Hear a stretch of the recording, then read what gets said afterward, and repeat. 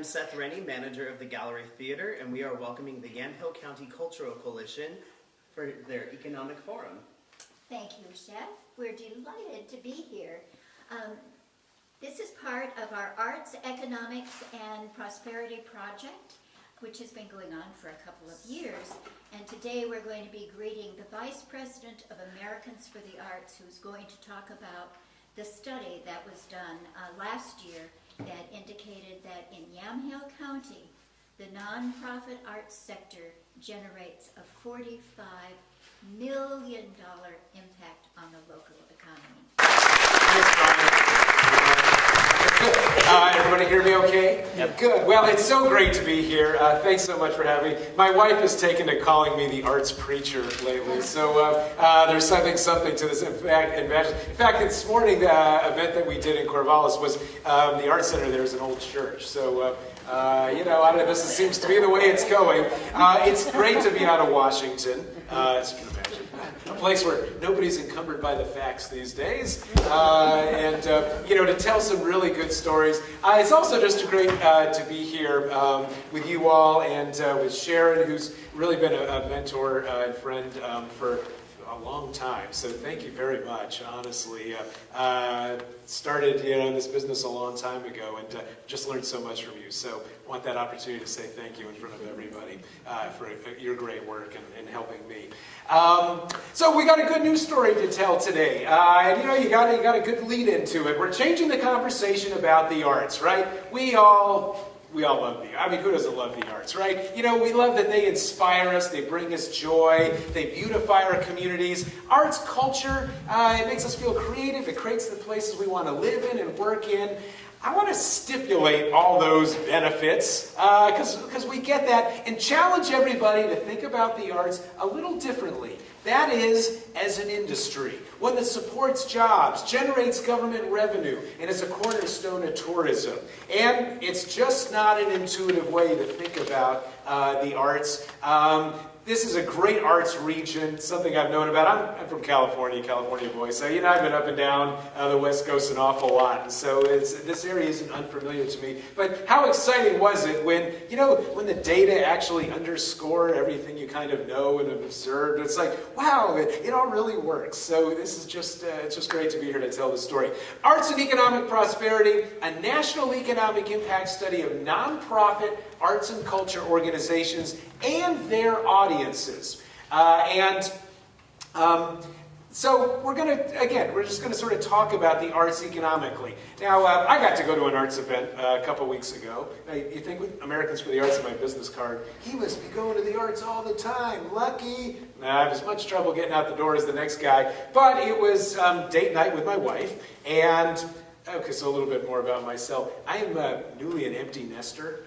And anybody who's on the cusp of this, you're in for something glorious. So I'll just say. So one of the things we're doing is, my wife and I'm now a ballroom dancer. So, used to be going out to the arts, we go see theater, and maybe a great museum exhibit or something. Now it's like, we heard about this great tango performance, and so that's what we decided, we're going to go see that. And so we went home and, got on the computer and found the right theater and the right performance, and punched in our credit card number, printed out our tickets. We were good to go, right? Love the e-commerce. So 2 Fridays come, and I get home from work. Oh, all right, we're ready to go. And I was informed we'd be dressing up this evening. But there was a new necktie waiting for me, so that was pretty cool.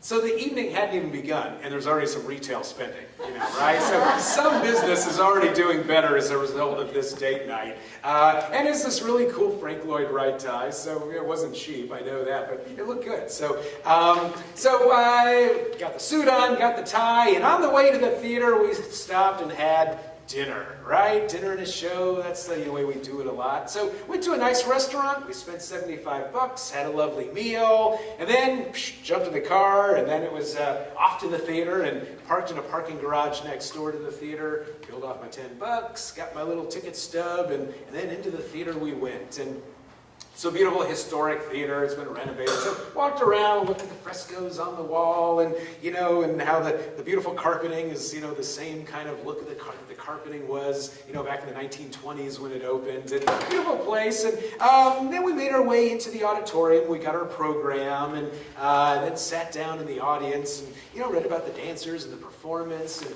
looked around and those beautiful chandeliers, and kind of admired the place. It has like some of the gold inlay in the ceiling. Beautiful. So it's only 5 minutes to 8, and the show hasn't even started yet, right?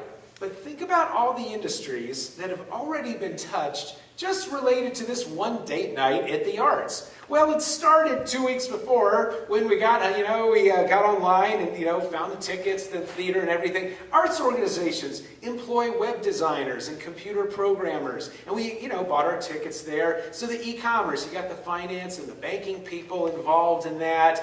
And then, the evening came, and again, I'm not sure where she bought the tie. I should fill the story out with that, I guess. But, somewhere she bought this great tie. And then dressed up. We went out, had a nice evening at the restaurant, nice meal. Now, it's one of those farm-to-fork places, so everything's grown within 50 miles. And so some of the $75 are going to the growers and the producers of the food.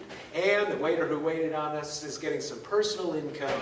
The owner of the restaurant, some entrepreneurial income. And we've all been to restaurants. We know the way they work. But so there's, all of those businesses that are touched. And then we went and parked in the parking garage. Now, for our city officials here, this happens to be a municipally owned garage. And every time someone is going into that theater, and there's 500 or so seats in there, most people are parking in that garage.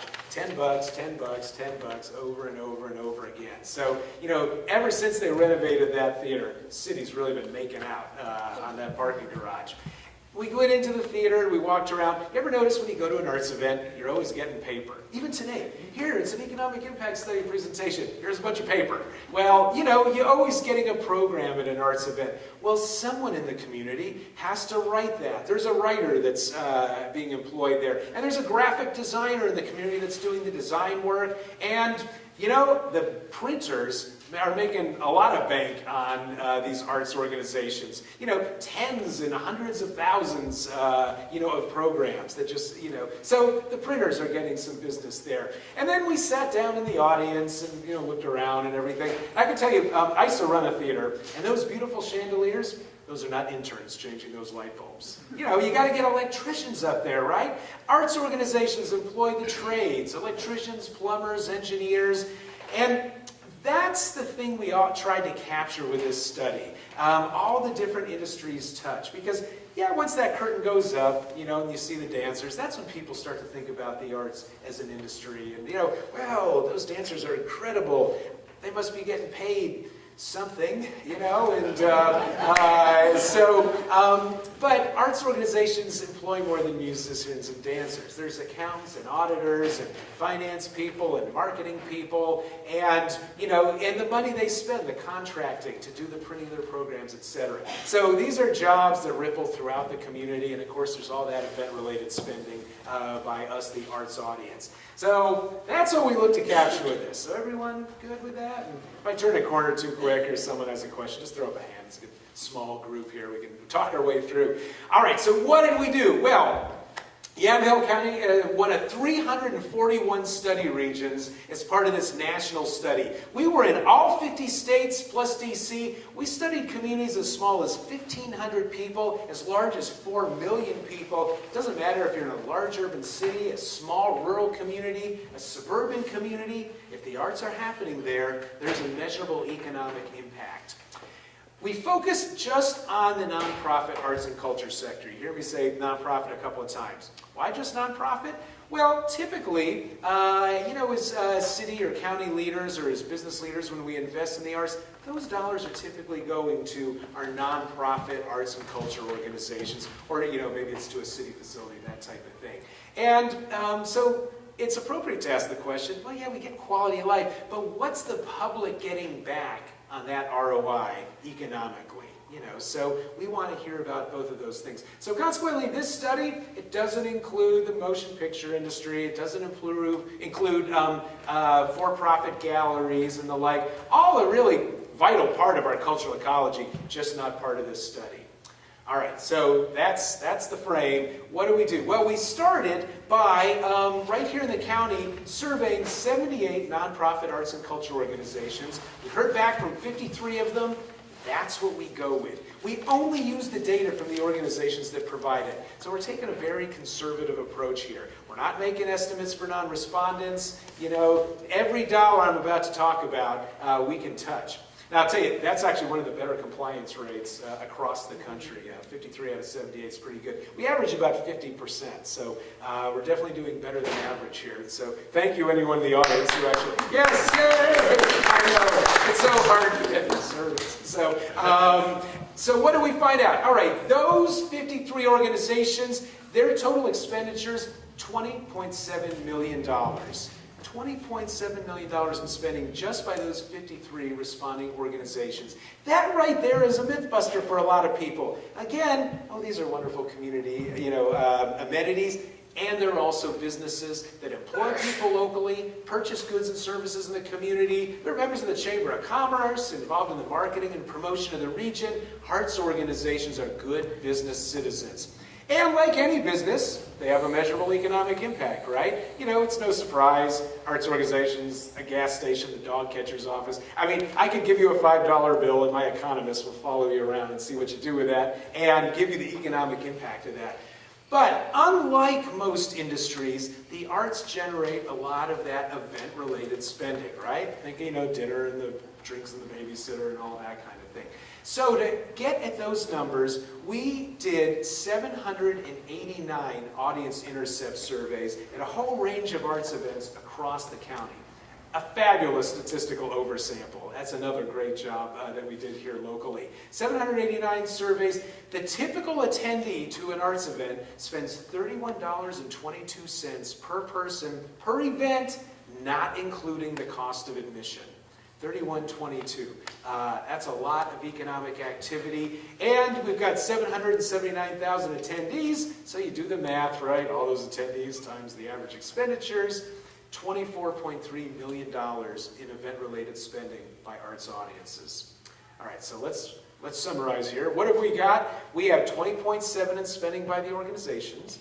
And then we've got $24.3 million in spending by the audiences. You total it up, $45 million of economic activity. Nonprofit arts and culture is an industry in this county, $45 million. That's the economic activity. What's the economic impact to that? Good question. How do we figure that out?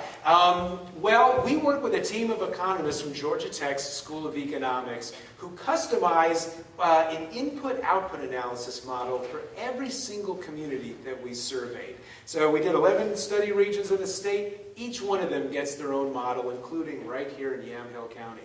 And we do that because $50 spent here is going to have a different economic impact than 50 spent in Eugene or 50 spent in Portland. Very localized. I'll just say this, it's afternoon, we don't want to hear too much about economics, but imagine your worst calculus nightmare. That's what these things begin to approach. It takes 1 million calculations, literally, to come up with the economic impact findings right here locally. So, top drawer methodology, vetted by economists, the White House Council of Economic Advisors, Bank of America economists, so you can feel good about this. What did we find out? Well, the first thing we look at is jobs. As elected leaders and community leaders, at any given day, what are our 3 priorities? Jobs, jobs, and jobs. All right, well, we're going to match arts and culture to these priorities. 1,150 full-time equivalent jobs supported right here in the county as a result of that economic activity. Remember, these aren't jobs just at the arts organizations, jobs community-wide as a result of that spending and the respending throughout the community.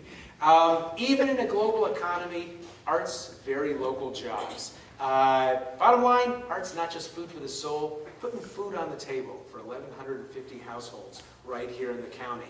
What else do we look at? Government revenue. $2.9 million in revenue to local and state government. Now, nationally, I'll tell you, if you look at all federal, state, local government investment in the arts, it's about $5 billion. Total revenue to those 3 levels, $27.5 billion.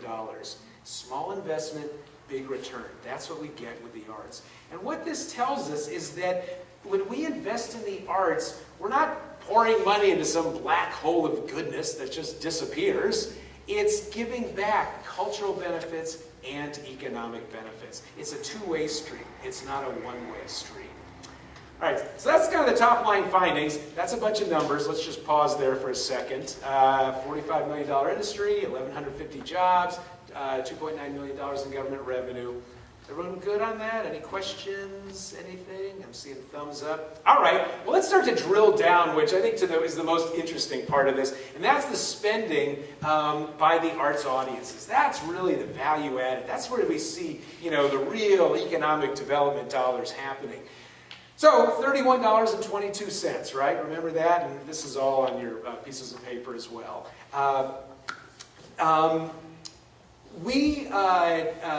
In addition to how much did you spend at this arts event, we also asked folks for their zip code. We want to find out, do you live in the county, in which case you're local, or are you from outside the county, in which case you're non-local? 37% of attendees came from outside the county to attend an arts event here. And do they spend differently? You bet they do. $45.24 per person per event, not including the cost of admission. And that's more on food, more on transportation. That's where you see some lodging expenditures. I'll talk about those in a sec. But 37%. That means, imagine, you're sitting in a theater. Anytime you go to an arts event, someone on your left, someone on your right, one of those people is from outside the county, spending all of that money inside the county.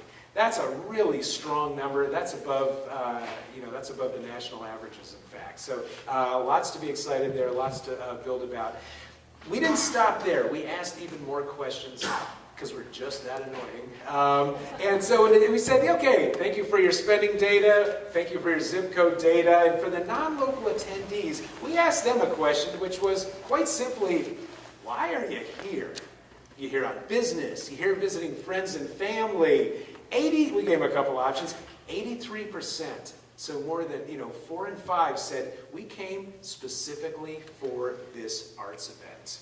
So isn't that interesting? That's why people are coming here. They're coming here for the arts. And then we did the flip side of that, and we asked folks who live here in the county and said, what if this arts event wasn't taking place? Would you stayed home, done something else? We gave a bunch of options. 52%, more than half, said, we traveled to a different community to attend a similar kind of arts event. So what that shows is that when we invest in the arts, we're investing in a product that draws people to the community, and those people spend money. Not only that, it's keeping our neighbors and their hard-won discretionary dollars right here in town. Because the arts, you know what? You could do it here, you could do it there, or not at all. So, but what this says is, you know what? People want to attend the arts. They have an idea of the kind of experiences they're looking for. They'll do it here, or they'll go elsewhere. But that's why a vibrant arts community is good for local businesses. It's put cheeks and seats and derrieres and cafe chairs and even, the hotel occupancy. So remember, 779,000 attendees, 37% of them from outside the county. 11% of those folks had a hotel cost. They averaged $146 per person per event, not including the cost of admission. So you get that head in a bed, that's when the cash registers really start ringing. So, fabulous story there. And, what this says is that when we invest in the arts, we're not investing in a frill, or we're not making an investment at the expense of economic development. It's an industry. $45 million, 1,150 jobs, $2.9 million in government revenue. So that's arts and economic prosperity, in a real nutshell. And it's a fabulous story. And what do you all think about that? Is that, Yeah. Yeah. Thank you. Oh, thanks.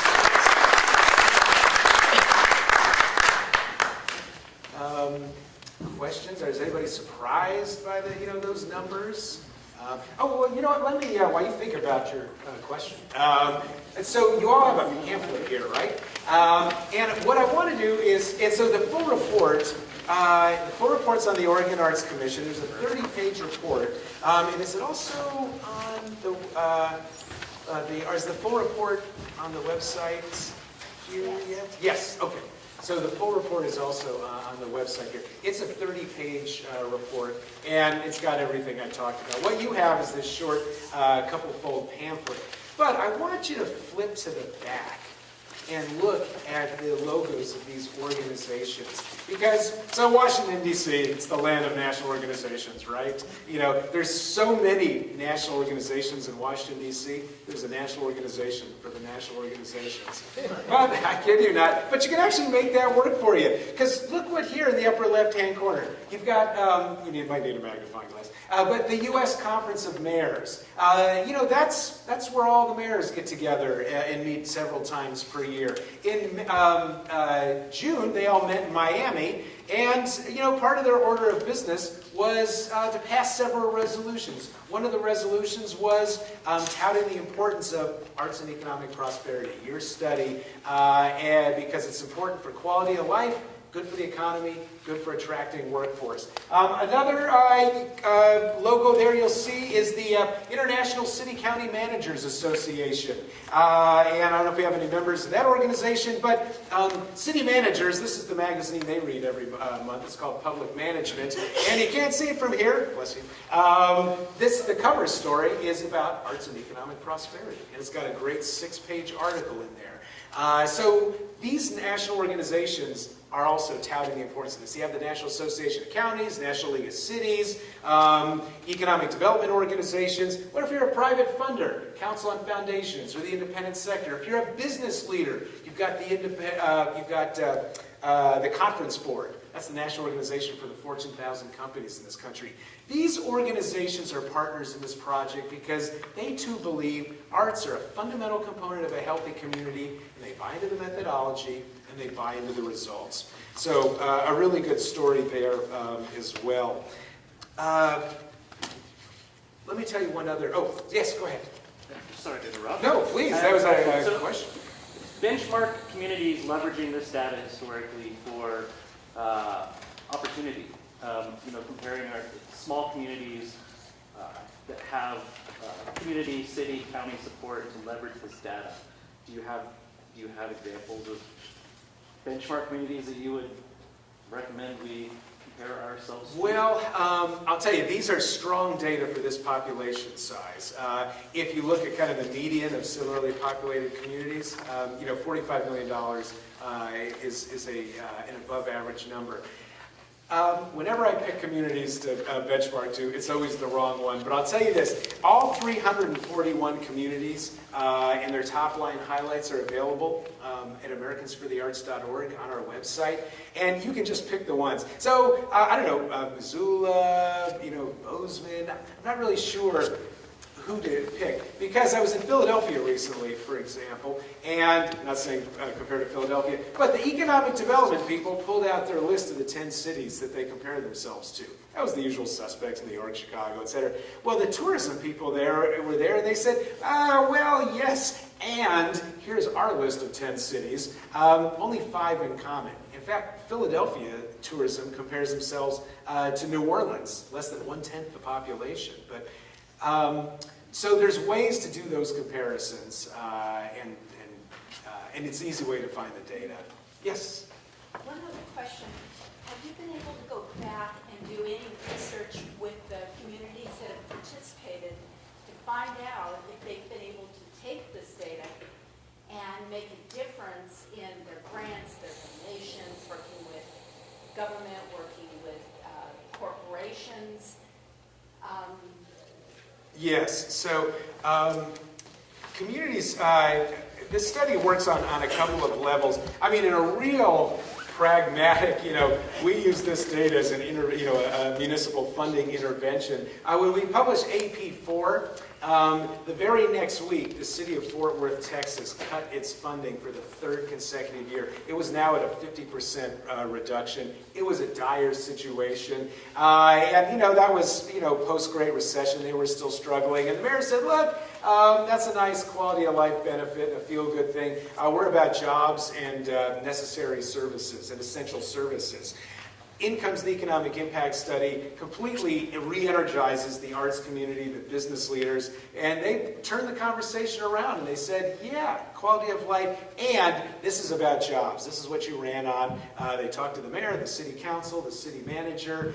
The next week in the newspaper, the mayor reverses herself, and actually in their following budget, doubled the arts funding, and so that was a full restoration, as well as created a blue ribbon committee of community leaders to make sure and come up with a way, let's make sure that funding stays in place. So yeah, there's some different stories like that. Yes? Randy, in Oregon, as you've been traveling around, can you make some observations about, is there any one sector like performing arts events, permanent galleries, festivals? What's the kind of biggest return for the investment? So what's the biggest return, different disciplines? And we actually don't look at it that way. We look at, sort of it completeness. Because all of the organizations, large and small, are really strategic imperatives, especially for tourism. And in fact, especially here, where you've got more than 1/3 of your attendees coming from outside the county. What is going on, and what we see in the tourism world, domestic, international, is travelers are looking for authentic cultural experiences when they go somewhere. And so they go and they want to see, okay, it's great, big anchor institutions are fabulous, and this was an amazing symphony performance. But neighborhood festivals, culturally and ethnically specific arts organizations, that's the heritage organizations, which are sort of the story and the history of our organization. That's so much of the character of our community. And even though they're smaller, and they may be performing, and they may be visual, or it may be a festival, and it may include culinary and all these other aspects as well, that's also part of the big draw that pulls people to a community. So, I really don't like to disaggregate it that way, because it's kind of an artificial disaggregation. And you risk taking the best, most valuable pieces off the table. In fact, those smaller organizations, neighborhood, or ethnically, culturally specific ones, that's really nationally the fastest area of growth and in community engagement in the arts that we're seeing. So really important that all those are part of that. So it's a good question. Thank you. Some of the other ways folks are using this study is, obviously it's a messaging, it's an advocacy tool, and for the arts, it's changing the conversation. If you've got priorities and your priorities about quality of life and jobs, bing, there you go. But it's also a reminder of the benefits that we get from a creative, culturally vibrant community. And I'll tell you, the business world these days, their number one issue is attracting and retaining a skilled, educated workforce. I mean, it's an issue for everyone. And so there's a report that the Conference Board did. It's called Ready to Innovate. And you can find it online. Just Google it, or you can find it on our website. Ready to Innovate. And it shows creativity is now among the top 5 applied skills that business leaders are looking for. In fact, it's leapfrogged the 3 R's: reading, writing, and arithmetic. Now, we talk about that as researchers. Of course you got to be able to read, write, and do math. But if you can't take some creativity and apply it to your engineering knowledge or your scientific knowledge, those are the jobs that are being automated or offshored. If you can be creative, innovative, those are the high-paying jobs that we're all trying to attract. 72% of business leaders say creativity is of high importance in hiring. And they asked, the business leaders, well, okay, there's no typing test for creativity. How do you know if you got a creative worker on the line, right? The biggest indicators of creativity, starting your own business and study of the arts, especially while in college. So, and they write in the conclusion of the report, it's clear that the arts, music, drawing, drama, dance, literature, provide skills sought by employers of the 3rd millennium. And here's why this is so important, especially, for a university town that we're in right now, but really for any region looking to stay competitive. Young workers these days, new economy workers, are very different, certainly, than when I came out. I got out of college, man, I packed up the '64 Dodge Dart with the punch button automatic, and I'd go to whoever had me. It was already an old car, so I'm not that old. But, but workers these days, They're picking the communities that they want to live in, moving there, and then figuring out how to make it work. You know, I'll start my own business, I'll hook on with a business incubator. You know, my skills are much more transferable into, you know, these other big industries. And what they're looking for, and it's domestic, it's an international phenomenon, is creative, culturally vibrant communities. They want to live, and they want to live in cool places, right? So I've been to Boise, I've been to Columbus, Ohio recently, where I heard the exact same message. Our #1 export, highly educated young people. I mean, ouch, right? I mean, isn't that exactly the wrong thing to be, you know, losing these days? And so, to their credit, they said, all right, well, what's it going to take to keep you here? And these young workers said, look, you want us to be creative and innovative in the workplace? I'm a creative person. I want to be creative in my life, too. I want arts and culture and festivals. I want arts maker spaces. You know, I want great restaurants, and I want to, you know, live in a great downtown and everything. And so. I want refreshments. And she wants refreshments. And so here comes the hook. That is one of the other benefits that we get with these creative, culturally vibrant communities. We're attracting and retaining these young workers. So, Thank you, Randy. that's it. Thank you very much. I'm Randy Cohen, Vice President of Research and Policy at Americans for the Arts. Americans for the Arts, we're a national organization in Washington, D.C., looking to connect every American to the arts. And I'm here today with a great story about the arts. And we're going to talk about the arts in a way we usually don't think about the arts. We all love the arts. They inspire us, they bring us joy, they engage us, they create the communities that we want to live in and work in. But the fact is, arts organizations are also businesses. They employ people, they're good for the economy, they generate government revenue, they drive tourism, and so that's what we're going to talk about today. Yamhill County, one of 341 study regions, is part of a national study looking at the economic impact of nonprofit arts and culture organizations and their audiences. And what we found is that arts and culture in the county, a $45 million industry that supports 1,150 jobs and generates $2.9 million in government revenue. Arts organizations, are more than just community amenities. They're businesses. They employ people locally, they purchase goods and services in the community, they're members of the Chamber of Commerce, and they help drive tourism. Arts organizations are good business citizens. And what we found is that spending by the arts organizations alone is $20.7 million. Right here in the county, $20.7 million. Much bigger than most people expect. The economic impact, however, doesn't end there. That's because, think about the last time you went out to an arts event. Well, maybe you had dinner first and went out for dessert after the show, and if you have little ones at home, you come home and pay the babysitter. Lots of economic activity related to that. The arts, like all organizations, have an impact, but unlike most organizations and most businesses in our community, they generate all this event-related spending. We found out that the typical attendee spends $31.22 per person per event, not including the cost of admission. Every time somebody goes out to a festival, to a dance performance, to see the theater, $31.22 per person, not including the ticket price. You tally all that up, that's $24.3 million of economic activity. So a big economic story right here in the county. But the benefits don't end there, because we surveyed 789 arts attendees across the county and asked them, how much did you spend related to this arts event? We also asked them what their zip code was, because we wanted to find out, do they live in the county in which the arts event took place? What means, are they local here, or are they non-local?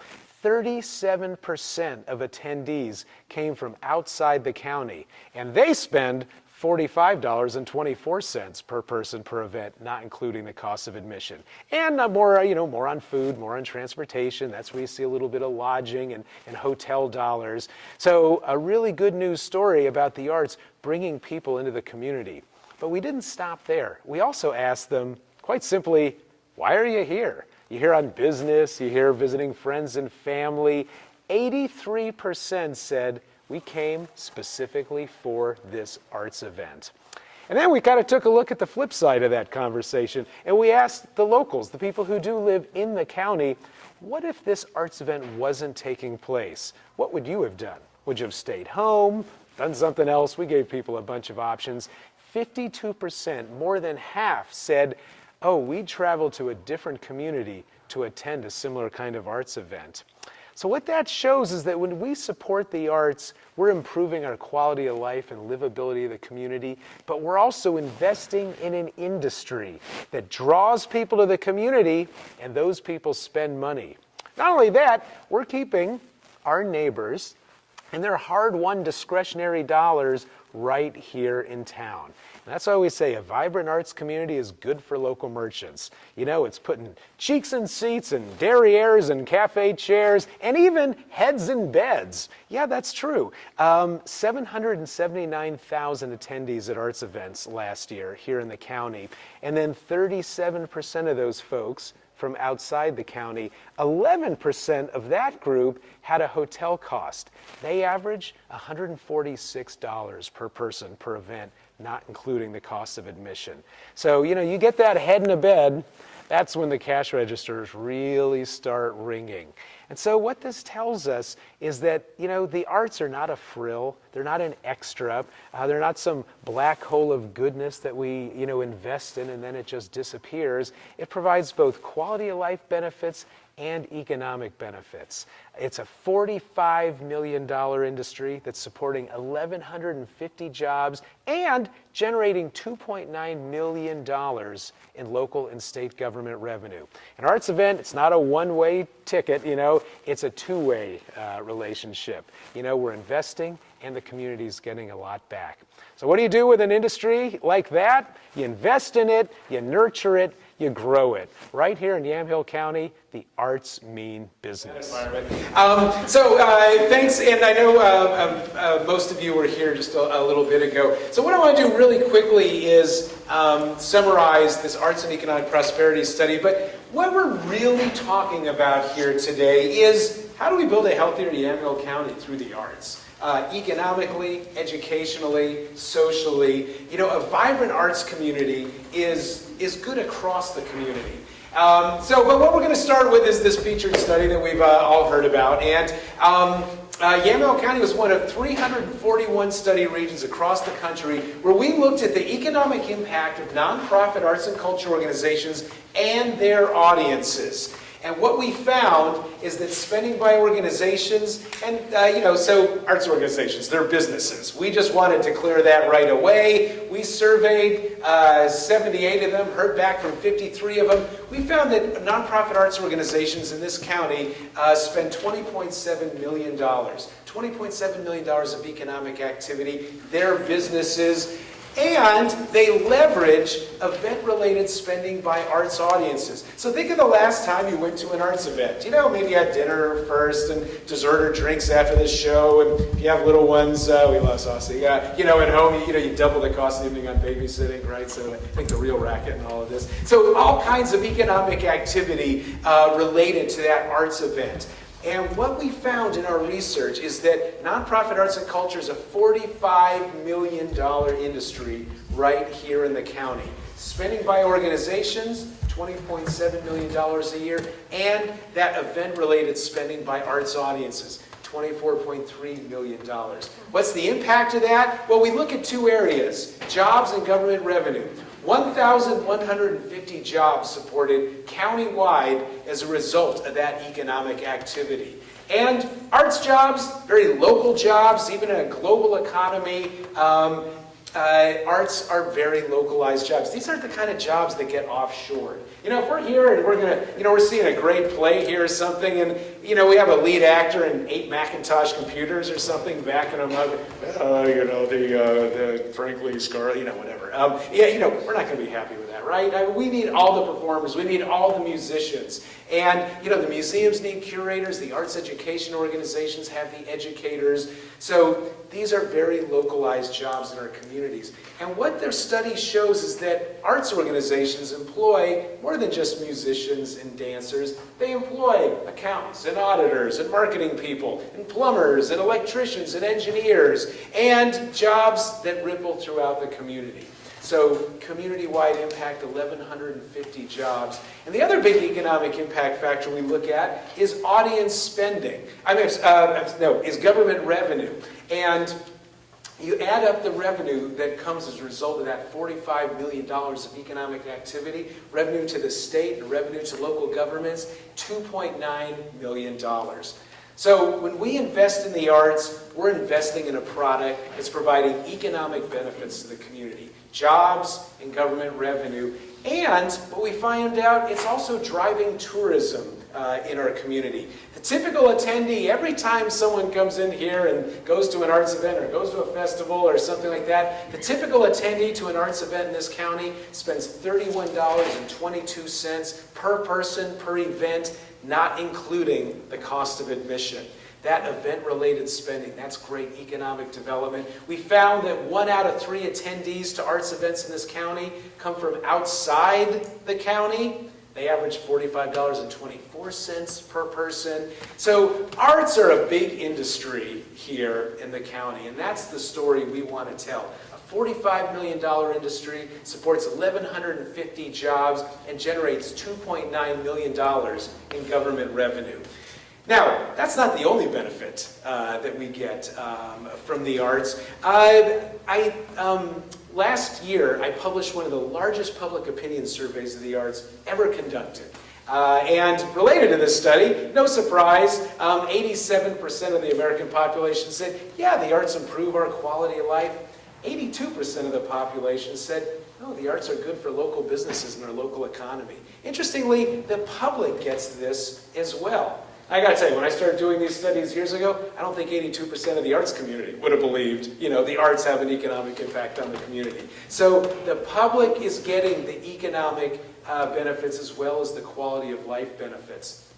But one of the other fascinating things that I found, I wanted to get at some of the individual well-being, quality of life benefits that come with the arts. And we found things like 70% of the population says, the arts make me feel better about they elevate me beyond my everyday issues. The arts are improving individual well-being. They're making people feel better about their today and more optimistic about their tomorrow. And then we found, we asked the questions, and we found that those benefits actually extend more broadly to the community. 67% of the adult population in the United States says the arts unify our communities, regardless of age, race, or ethnicity. These are fractious times we live in, right? And it doesn't matter where you are on the political spectrum, it's a challenging time. And yet the American public is telling us, yeah, you know what? The arts help us understand other cultures. The arts help bring our community together. What's fascinating about those findings is that they cut across all socioeconomic strata. So it's not just an urban phenomenon, it's not just an affluency phenomenon. And in fact, because I did over 3,000 interviews in this study, if you look at the cohort of low-income people of color, that's the cohort most likely to strongly agree with these community unifying benefits. So, the arts are connecting us and bringing us together as a community. That's a huge issue. What else do the arts do? Some real pragmatic issues. I just check the newspapers, Education. The research is so powerful that when the arts are part of a young person's education, they're performing better academically. We're seeing better grade point averages, better standardized test scores, lower dropout rates, even better attitudes about community service. We think about young people and community engagement. And again, findings that cut across all socioeconomic strata. So if you care about educational performance with your young people, you need to keep the arts in the schools. What's another big issue? Health. So I've got a theater background and an arts background. I also have a medical research background. I used to work in medical research at Stanford University and Scripps Clinic and Research Foundation down in La Jolla. When I worked at Scripps, every Tuesday at 3 o'clock, we used to have live chamber music in the lobby. And I used to think, that's kind of a nice amenity and everything. But what I quickly started to notice is that patients that I would see in their rooms clinically, lethargic, depressed, even if you have a view of the ocean, nobody wants to be in the hospital, right? But in the presence of the music, you could see physical transformation in people. Their eyes got less cloudy. Their posture got better. You sense greater awareness of the environment around them. I used to think, it's like they're getting a shot of something, or an IV drip of the arts. You know, something's happening here. Well, now there's this growing body of research that shows when the arts are part of our health care, shorter hospital stays, less depression, fewer doctor visits, shorter hospitals, anyway, all those good things. And evidence that it saves money as well. So I'll give you a great arts example of that. So Children's Hospital in Tallahassee, Florida, dealing with the issue of pediatric CAT scans. And, if you've had one of these, right? Huge, big, noisy machine, and, it's claustrophobic, and it's scary, and you got these little squirmy kids, right? This is a total oil and water mixture here, So the kids have a high retest rate, ties up the machine, it's expensive. So usually, these kids get some kind of sedative or even a general anesthetic, which means a night in the hospital, because you got to get the picture, right? They thought, is there a way to do this without giving these kids all these, so much medicine and everything? And they decided, let's try a music intervention. So an hour before the procedure, they gave the kids a little, something to relax, but they brought in a harpist or a guitarist to sit with the child, play music, talk. That reduced the stress and anxiety of the situation down, and it worked to the tune of a 98% procedural success rate, and saved an average of $567 per procedure on anesthesiology time, nursing time, medicine. Great story. 4 million pediatric CAT scans a year. You can take a $2.5 billion bite, out of this $2.5, $3 trillion healthcare situation. So arts, can touch all these different segments of our lives. And by the way, even if, unless you think some of these things are brand new, the god Apollo was the god of both music and healing. Talk about a big portfolio, that guy had it, right? So, we're rediscovering a lot of these ideas about the centrality of the arts in our communities. And so, the story here, and, we'll have a panel and we can, open this up to some conversation about, how we can energize and vitalize our communities through the arts.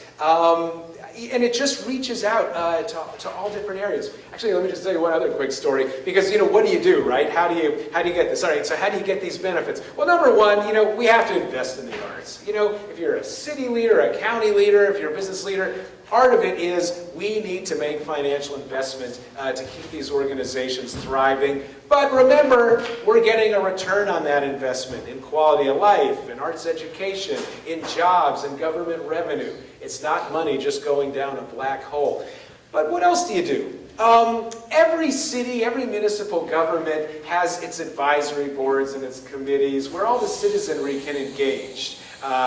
Streets, parks, signage, airports, all the different ways that the public engages with its government. And so I was asked the question, is there artists or arts organization representation on those? Typically, not very much. And the benefit, though, is it can make good decisions better decisions. And so, a quick example. About 20 plus years ago, down in Phoenix, it was time to build a new dump.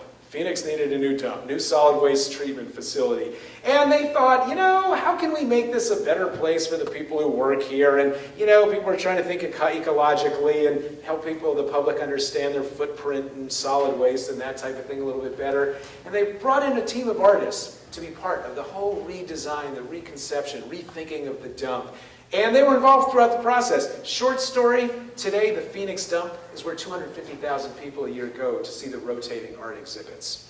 We're doing it at the dump, people, right? So, and in fact, Americans for the Arts, we had a conference there a little over 10 years ago, and we did our closing event at the dump. It was called Dance at the Dump. It was a big hit. So I'll give you one other example. Recently passing through Kansas City, Missouri, they just built a fabulous new public library. It's big, came with a 3-story cement parking garage. They thought, boy, it's such a beautiful library, and, we love parking garage designers, but it's kind of a garish looking, 3 layers of cement. What can we do? They brought in the artists. And they come up with an idea. let's get the community to submit all their favorite books growing up, their most influential novels and the like. They came up with a list of 21.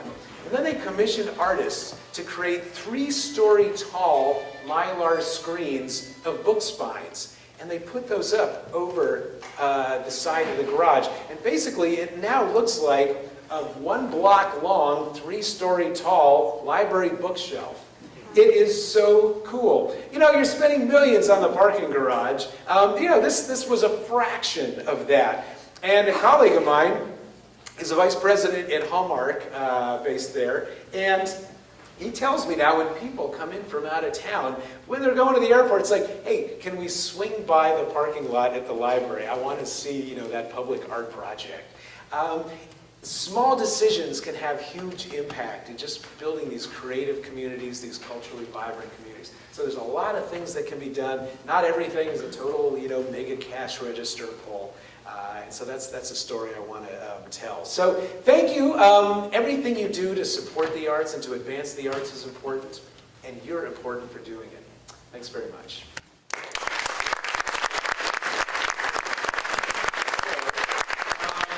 There was a question, Randy. We had, one of our CPAs had to leave early, but she left with a question for you. Good. An easy one. She wondered how you were able to identify the amount of money that goes to government. Because she said, well, nonprofits don't necessarily pay taxes, and I gave her a poor explanation. I want to hear it from you. All right. Thank you, Sharon. So the question is, remember we were talking just about the economic impact of nonprofit arts organizations, $45 million in economic activity, and one of the impacts, $2.9 million in government revenue. What? Nonprofits? How's that important? I thought there was no tax things happening there. Well, in fact, all the people who work here at this theater are working, for a nonprofit arts organization. They have employee payroll taxes. They have to pay taxes. Governments, there's filing fees. Let me say this. I was just in the state of Florida where there's no state income tax and huge government revenue. They're like, how is that possible? Well, trust me, the state of Florida has a very robust state government. Governments get their income in all kinds of different ways. So it might be, taxes that the employees pay. It could be when you pay a designer, a graphic designer, to design the program for your production, they've got their own taxes that they have to pay, and they may actually purchase something that is taxed as well. Plus, also remember, this is audience and event-related spending. The typical attendee to a nonprofit arts event, $31.22. That's usually going to restaurants, parking garages, I don't think the babysitters are probably paying taxes, but all these different expenditures, transportation, gasoline, we look at all of that in these economic models. Again, it's over 1 million calculations of tracking how dollars flow through a community. So it's all the different ways that the county here and the state and the municipalities within Yamhill County and the state collect revenue. So does that make sense? And did you say anything about the input-output model and the fact that at Georgia Tech they looked at 533 businesses and industries. So when we talk about that expenditures, we talked the organizations spend 20.7, and then the audiences spend 24.3 million, and that $45 million. So how do we come up with the economic impact to measure jobs, to measure government revenue? Well, we work with a team of economists at Georgia Tech School of Economics, one of the few schools of economics in the United States, and they customize what are called input-output analysis models for every single community that we study. And so we built 341 of these models nationally, and one customized right here for Yamhill County. And we do that because we know $50 spent right here in town is going to have a different economic impact than 50 spent in Portland or 50 spent in Eugene. So you can't just use here's some big boilerplate number. And what these models do, imagine your worst calculus nightmares, I mean, it's full of variables, but it looks at 533 industries in each community and how the dollars move about from industry to industry and what the economic impact of that is. Let me tell you, it's very rigorous methodology. The methodology for this study has been vetted by past administrations of the White House Council of Economic Advisors, Bank of America economists, on down the line. So it's a very reliable, rigorous methodology. So that's how that works. Okay, so you've broken down all the numbers. I'm overwhelmed. I'm Yeah. overwhelmed about the possibilities. So you come back in 2 years. What do you hope to see us do with this information? Great question. So what do we hope to see do? Well, number one, I hope everybody knows what the economic impact numbers are.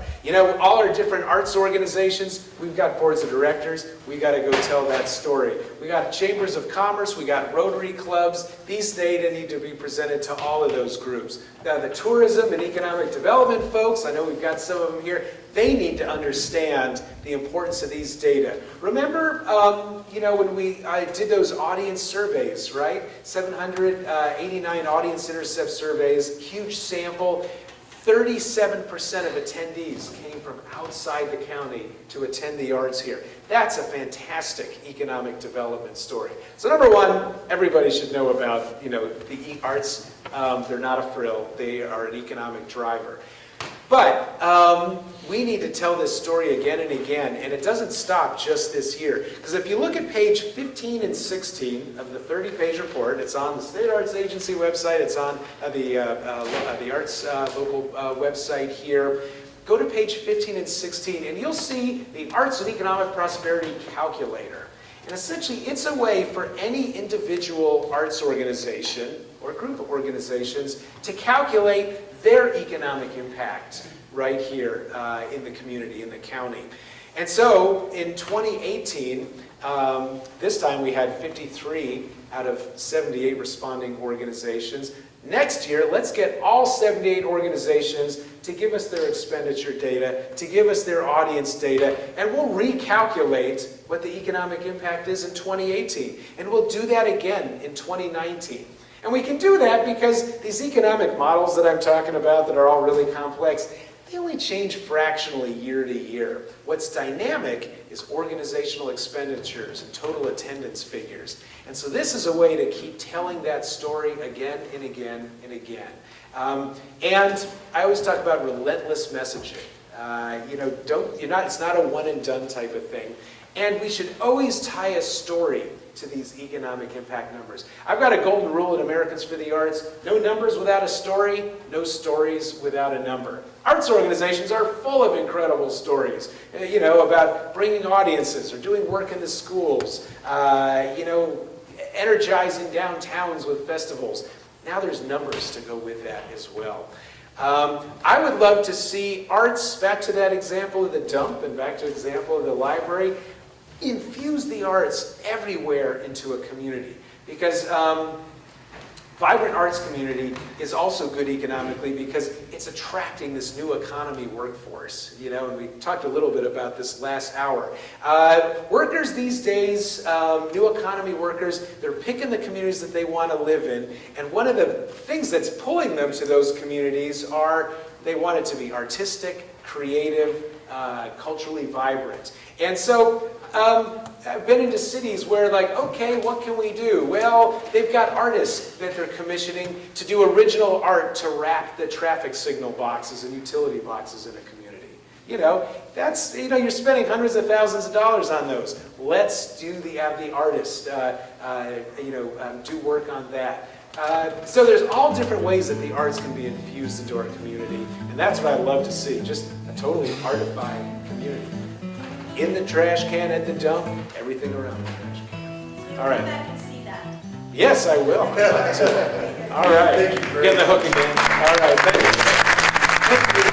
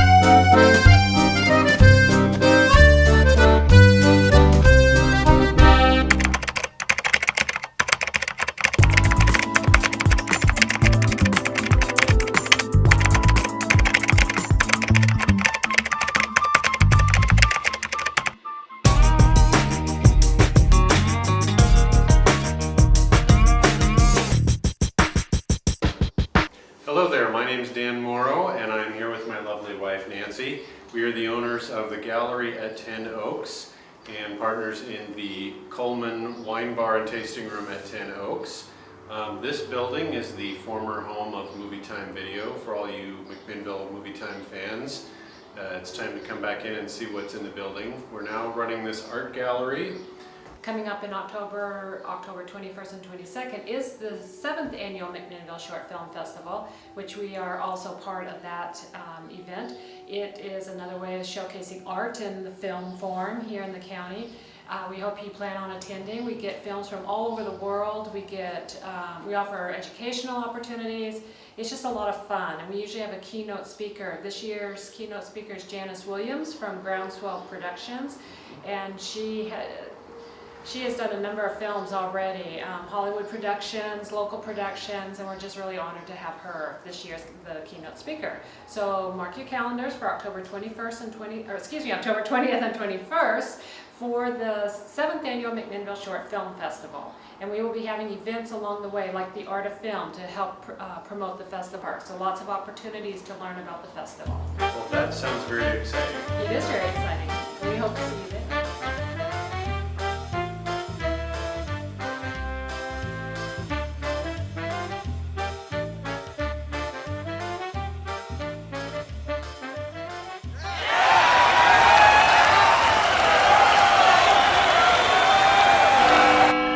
Ooh.